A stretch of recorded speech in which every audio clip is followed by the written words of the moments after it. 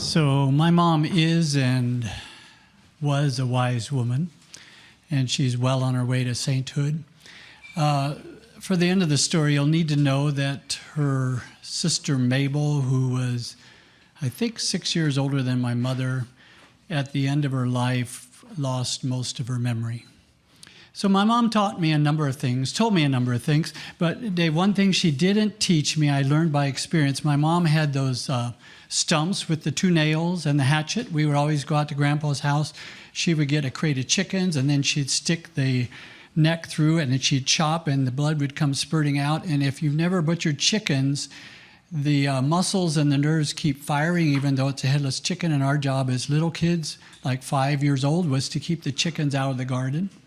And so we would be saying, "Ooh, shoot, whoa, stop, go back," as these headless chickens are coming flapping at us. But one thing, my mom was a 19-year-old bride, and right after her 20th-year-old birthday, she had my older brother, and then a year and a half later had me, and then just kept pumping the kids out, five children. She was somebody who grew up in a one-room country school. She was Amish growing up. Changed to conservative Mennonite, but she would have loved to have gone on to school. She would have loved to have been a teacher if that would have been a possibility for her life. So when I was in 4th grade, I remember being by the washing machine and the dryer, and she asked me what I wanted to do, and I said, I want to be a teacher. And she said, "Oh, that would be the most wonderful job. Do that. And it was the most wonderful job. She also said, don't fall in love early. Travel, have experiences, see things, do things. I didn't quite follow that advice. I fell in love early, but I fell in love with somebody who wanted to travel, who wanted to do things, see things before we had children.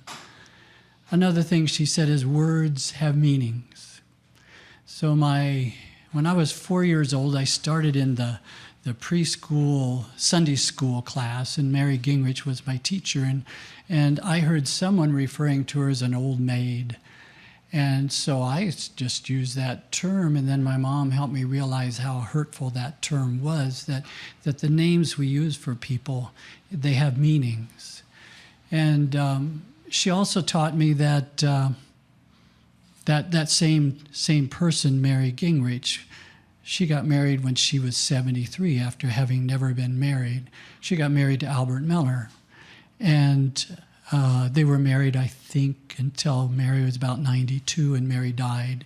And then I saw in a church publication that Mrs. Albert Miller's funeral was going to be the next Saturday. And I just puffed up with righteousness, like, no, wait, you can't just erase Mary Gingrich's life and turn her into Mrs. Albert Miller. How can you do that? And then my mom said something that I hear over and over in my head when I puff up with righteous indignation.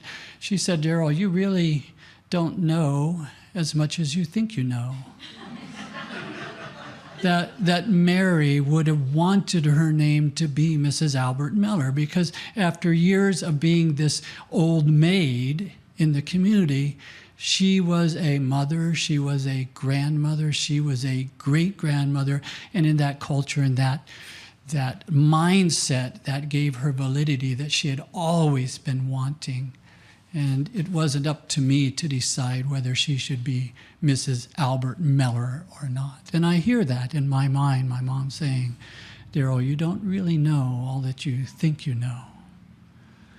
And she also said, when we were doing our travels around the world and having these experiences, and even now she'll say, "Are you writing them down?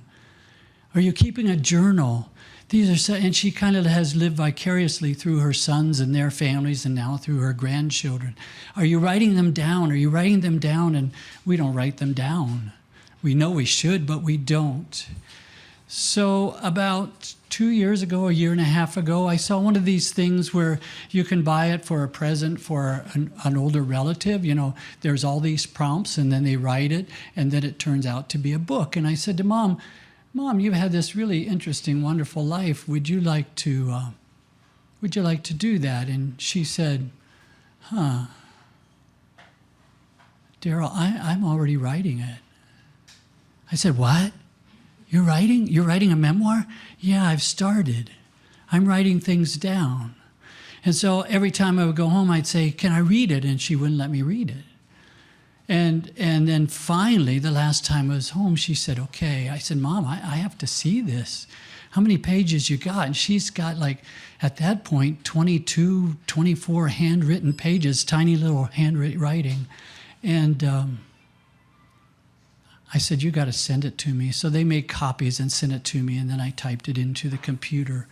And yesterday, I'm on Zoom with her, and I'm going through, and then I had some questions, and some of the words I couldn't read, and some of the things didn't copy correctly.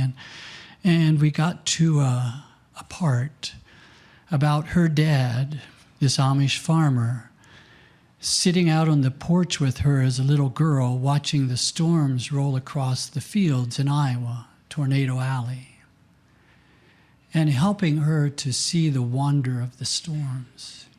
She did that for me and my brothers. We would sit out on the porch swing until the rain and this would drive us in. And she talked, well, we made jokes about angels throwing potatoes down the stairs. And I've done it with my children here in Lancaster, and I've done it with my grandchildren. It's the most wonderful thing. And yesterday, we're going through this section about her dad, and I said, Mom, you didn't put anything in about doing that with us. And my mom said, I don't remember that. Did I do that with you? I don't remember that. And it really hit me. Mabel losing her memory. And my mom. Same thing, but writing it down as fast as she can.